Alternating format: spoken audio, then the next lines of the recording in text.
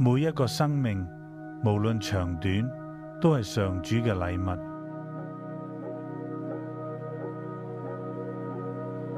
2025年11月8日，道風山舉行咗天使 BB 紀念聖餐崇拜。聖餐提醒我哋，基督曾為我哋受苦，佢明白我哋嘅傷痛，亦都有能力醫治受傷嘅心靈，使我哋重新得着平安。好感恩今日有機會同大家一同去參與紀念天使 BB 聖餐崇拜，喺道風山上面一齊嚟到去敬拜創造天地、創造生命嘅主，亦都一齊去紀念一班非常寶貴嘅天使 BB。道慧賢傳道提醒我哋，原來上主紀念我哋每一個人，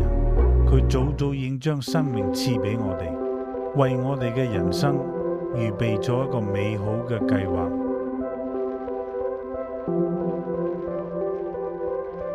若你或者身邊嘅朋友需要關懷，歡迎嚟到道風山生命事工中心。我哋有天使花園墓園，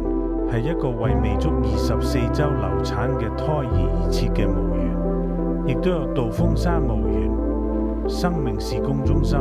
亦都定期舉辦不同類型嘅活動，讓我哋喺呢山上尋回平安與喜樂嘅生命。